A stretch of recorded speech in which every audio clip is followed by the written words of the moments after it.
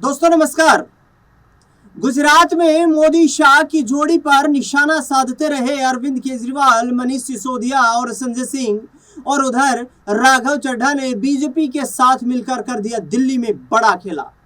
राजधानी दिल्ली में 7 सांसदों के हस्ताक्षर वाला समर्थन पत्र राज्यसभा के अध्यक्ष को सौंपा गया और इसके साथ ही ये कहा गया कि हम अपना समर्थन जो है वो बीजेपी को करते हैं। आम आदमी पार्टी के इन 7 सांसदों ने राज्यसभा में ये कहा। दरअसल बता दें आपको कि जिस तरीके से अरविंद केजरीवाल का फोकस पंजाब के बाद अब गुजरात पर जा टिका है, दिल्ली में सत्ता की चाबी गंवाने के बाद पंजाब में सरकार चला रही आम आदमी पार्टी का अगला टारगेट गुजरात नजर आ रहा है। गुजरात में ताबड़तोड़ जन प्रचार में जुटे हुए थे अरविंद केजरीवाल, उनका सहयोग कर रहे थे लोकल चुनाव में प्रचार करते हुए संजय सिंह और मनीष सिसोदिया। लेकिन इस बीच बड़ा खेल यहां दिल्ली में होता है और अरविंद केजरीवाल, जिन्हें अल्टरनेटिव पॉलिटिक्स का जो मास्टर अपने आप को कहते हैं, वो अल्टरनेटिव पॉलिटिक्स की मास्टरी अरविंद केजरीवाल के लिए ही गले की फांस बन गई। दरअसल जो आम आदमी पार्टी अपने आप को कट्टर आम आदमी पार्टी कहकर पुकारती थी, जो अरविंद केजरीवाल अपने आप को कट्टर ईमानदार, मनीष सिसोदिया, संजय सिंह अपने आप को कट्टर ईमानदार कह रहे थे, उन तमाम नेताओं को बड़ा झटका लगा जब साथ छोड़ने वाले उनके सहयोगी साथियों ने ये कहा कि ये पार्टी जिस मुद्दे पर बनाई गई थी, जिस विचारधारा के साथ बनाई गई थी, आज ये पार्टी उस विचारधारा को भूलकर सिर्फ निजी स्वार्थ के लोगों की पार्टी रह गई है। ये तमाम बातें राघव चड्ढा के द्वारा कही गई। लेकिन एक बात मैं यहाँ पर आपको जानकारी साझा करूं, दिल्ली में करारी हार के बाद अरविंद केजरीवाल और मनीष सिसोदिया का पूरा फोकस जो था वो पंजाब पर था। मनीष सिसोदिया को पंजाब की जिम्मेदारी सौंप दी गई।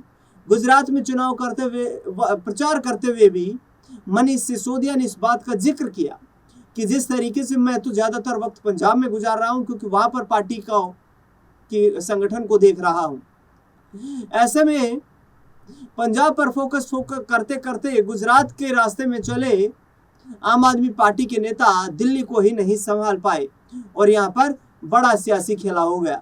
सवाल सबसे बड़ा ये भी उठता है कि राज्यसभा में आम आदमी पार्टी के सबसे बड़े नेता यानी कि सदन के नेता संजय सिंह जो हैं, उनकी भी जानकारी में मामला नहीं रहा कि हमारी पार्टी के 6-7 सांसद साथ छोड़ रहे हैं।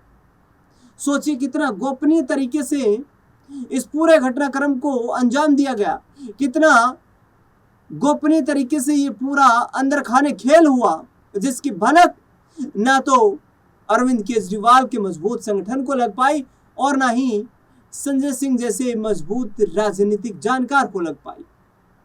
आपको बयान सुनवाता हूं आप, जहां एक तरफ बोलते रह गए कि हम कट्टर ईमानदार हैं मनीष सिसोदिया, और दूसरी ओर बीजेपी ने कर दिया बड़ा खेला। मनीष सिसोदिया का बयान सुनिए, जो गुजरात में जाकर मोदी शाह को आड़े हाथों ले रहे थे। पंजाब में सरकार बनी है।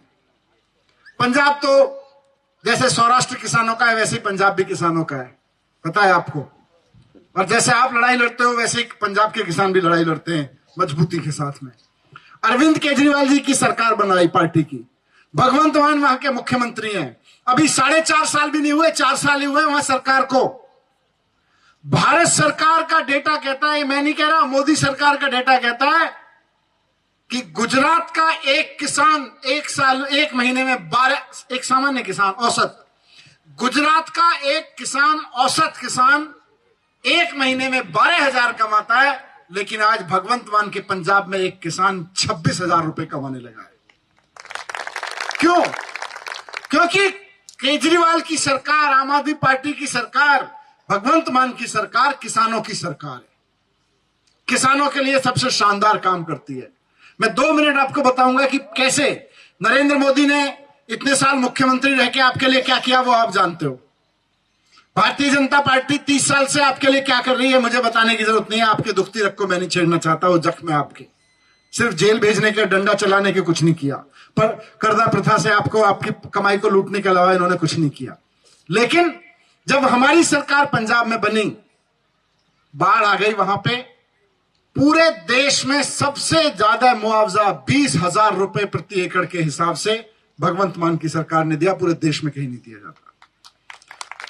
पंजाब में रात में बिजली आती थी, जब हमारी सरकार नहीं थी पहले, रात को बिजली आती थी। बोले दिन में तो इंडस्ट्री को जाएगी, शहरों को जाएगी, फिर गांव में किसान खेती कब करेगा जी, रात में कर लेगा।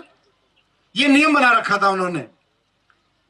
तो भगवंत मान मुख्यमंत्री बने, उन्होंने कहा ऐसा है अफसरों को, आईएएस अफसरों को, आईपीएस अफसरों को, कलेक्टर को, कि ऐसा करना कल से ना दिन में दफ्तर मत आना, रात में आना।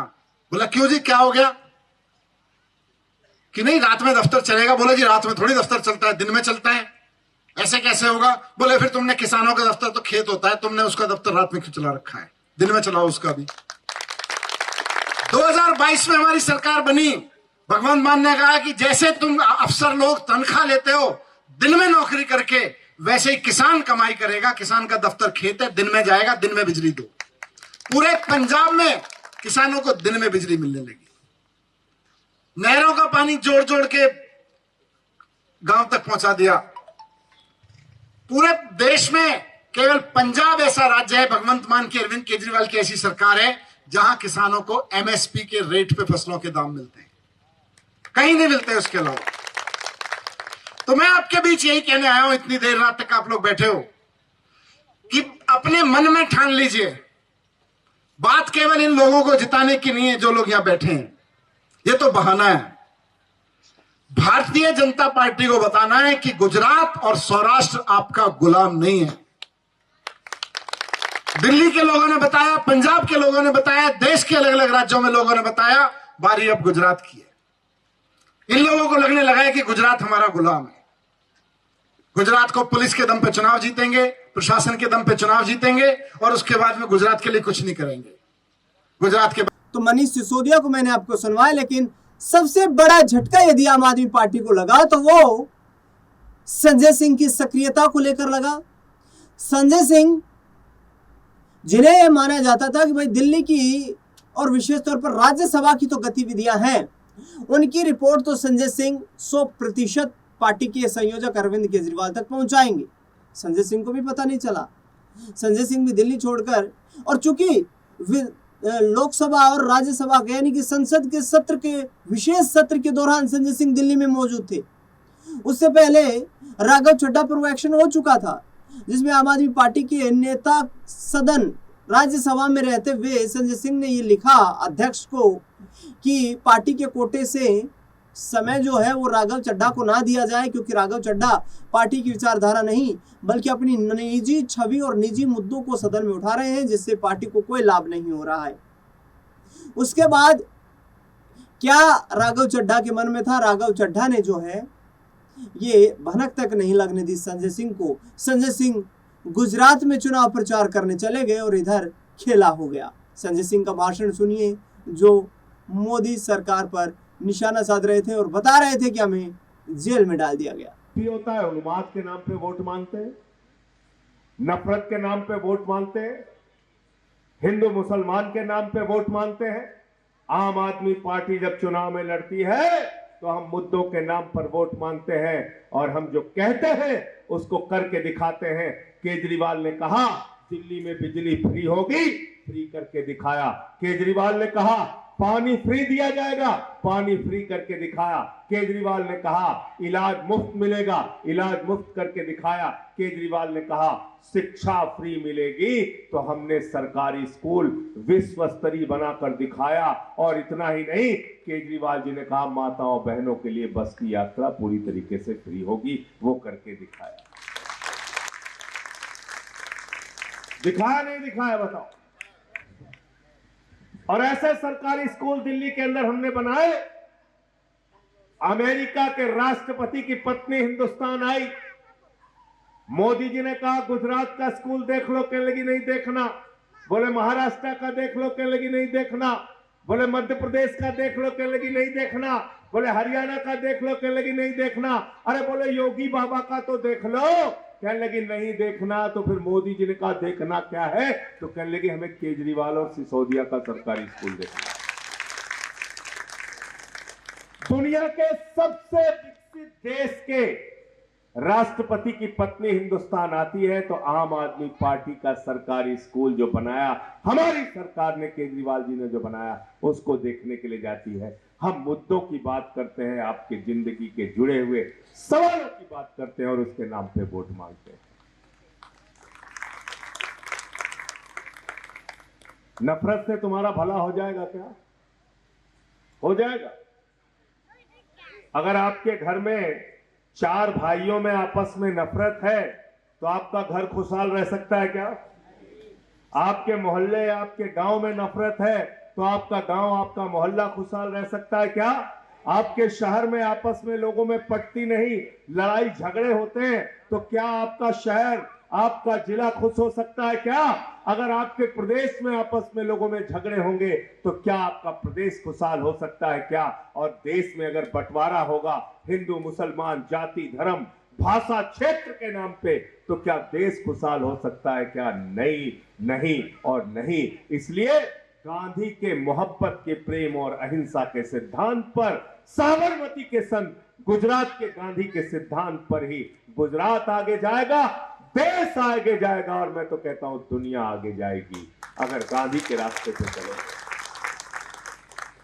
अब राजनीतिक जानकारों का यह मानना है कि जिस तरीके से आम आदमी पार्टी को एक बड़ा झटका लगा है, ये झटका तो दिल्ली में लगा है लेकिन इसकी गूंज पंजाब में सुनाई दे रही है, क्योंकि 6 जो सांसद थे, ये 6 सांसद पंजाब से ही चुन करके आए थे।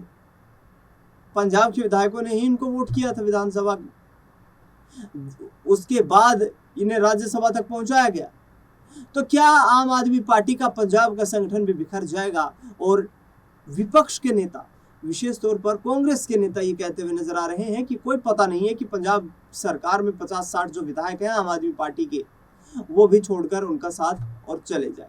तो क्या पंजाब में सरकार बचाना भगवंत मान आम आदमी पार्टी अरविंद केजरीवाल के लिए चुनौतीपूर्ण होगा? इस मुद्दे पर आपकी क्या राय, प्रतिक्रिया है, कमेंट बॉक्स में जरूर बताएं। क्या संजय सिंह, मनीष सिसोदिया, अरविंद केजरीवाल की रणनीति भी फेल हो गई है? इस पर भी कमेंट में अपनी राय देना बिल्कुल ना भूलें। इस खास रिपोर्ट में फिलहाल के लिए इतना ही। देश दुनिया से जुड़ी तमाम बड़ी खबरों के लिए बने रहे हमारे साथ लगातार। धन्यवाद।